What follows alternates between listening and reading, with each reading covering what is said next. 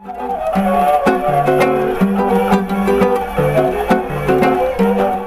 interessante a gente perceber que diante das carências de recursos, o ser humano às vezes toma iniciativas que bem ou mal atendem às demandas do seu espírito. Então, a curiosidade maior ainda é a gente perceber que em pontos distintos do planeta, o ser humano diante das dificuldades, ele acaba tomando as mesmas iniciativas e descobrindo coisas, e a coisa acaba se repetindo. Como eu falei, no Velho Mundo, a fibra de tucum, de coqueiros daquela região, fazia soar as cordas dos instrumentos de lá. Os instrumentos eram colados com cera de abelha, eram colados com cola de peixe. E aqui, curiosamente, milhares de quilômetros depois, os ameríndios brasileiros também utilizavam a cera de abelha para colar, também utilizavam a fibra de tucum. Essas ideias praticamente parece que pairam no inconsciente coletivo.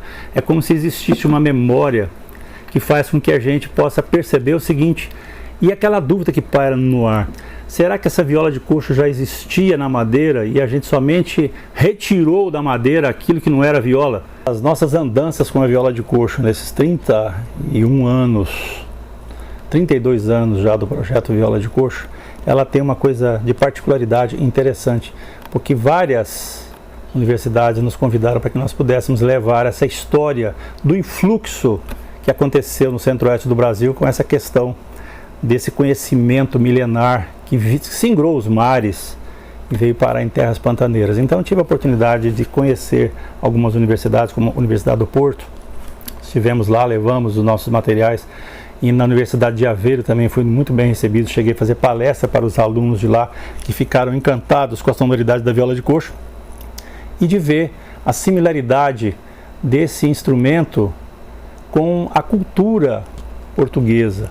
Então eu me lembro também que foi uma coisa fantástica, porque nessas nossas viagens nós tivemos a oportunidade de nos apresentarmos para um grupo de professores de etnomusicologia da Universidade Paris IV, Sorbonne, e nós levamos esse instrumento, levamos a mensagem da cultura pantaneira, e isso foi abrindo cada vez mais portas para que nós pudéssemos mostrar a grandiosidade da cultura pantaneira, da viola de coxo, que é mantida no peito por esses heróis, por esses anjos da guarda, que são os nossos cururueiros. E eu, quando falo de viola de coxo, eu não posso deixar de citar aqui uma voz, já que esse instrumento evoca a figura feminina, uma pessoa que nos idos dos anos 90, quando nós começamos a trabalhar, eu tive a oportunidade de conhecer, e que praticamente fez comigo uma parceria, que existe até hoje, essa voz feminina fantástica, que é toda a representatividade da alma feminina na área da composição e da musicalidade, que é a nossa querida Vera Capilé.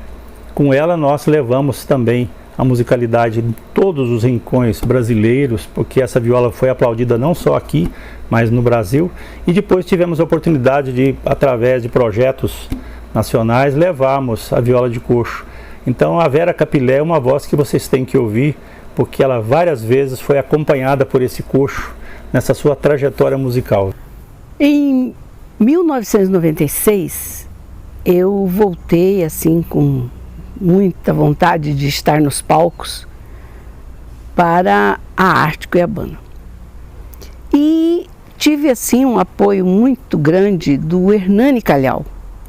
O Hernani Calhau, ele tinha uma amizade especial com a Bel. E quando o Hernani me viu cantando, falou: você precisa ter uma pessoa muito boa em música do teu lado e eu vou te apresentar. E me apresentou o Abel. Desde o primeiro dia que a gente... Foi muito interessante porque foi numa comemoração de alguma coisa a nível institucional. Eu estava com o Hernani, a família dele, e o Abel entrou no recinto com a viola de coxo aqui, aquele homem alto. Assim, olha só que coisa, e ele com uma viola de coxo. Aí ele falou assim: você precisa conhecer o trabalho do Abel. É um trabalho muito bonito. E até então, eu já estava em Cuiabá desde 61, eu nunca tinha ouvido falar que a viola de coxo viesse para para as festas ou comemorações do centro da cidade, da sociedade. E nunca tinha visto isso, nem nada. E aí, a partir daí, eu comecei a ver o Abel com a viola de coxo dentro da universidade, fazendo projetos, levando o pessoal que fazia viola lá para dentro, Aí que eu fui conhecer o projeto dele, eu vendo a viola de coxo tocando não só o cururu, mas também o hino nacional, mas também a música erudita, porque o Abel coloca, o único que eu vi realmente tocar música erudita naquela época foi o Abel. E desde então eu estou do lado do Abel.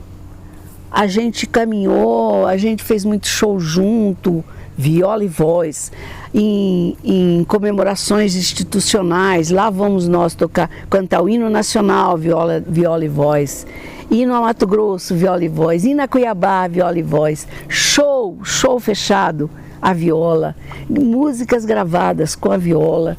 Então para mim já era comum, a viola de coxo e a minha voz.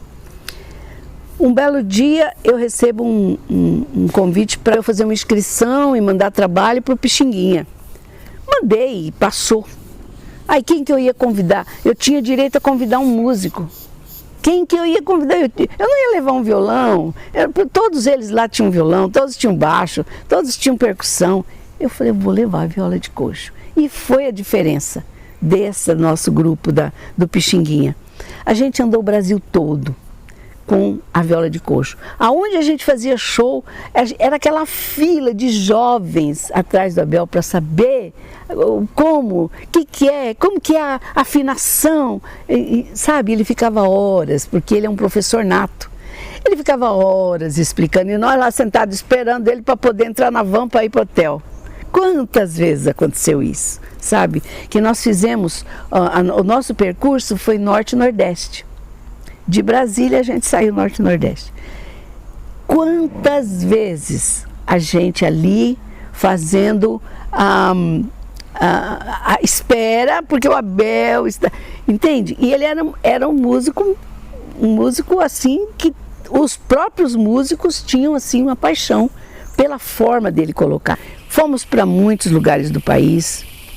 Inclusive fizemos o Rolando Boldrin, o programa do Rolando Boldrin, sempre todos com essa paixão com aquilo que ele estava fazendo, porque ele transmite assim. O professor Abel, na viola de coxo, ele faz muita exposição. Ele já tocou até o hino nacional na viola de coxo.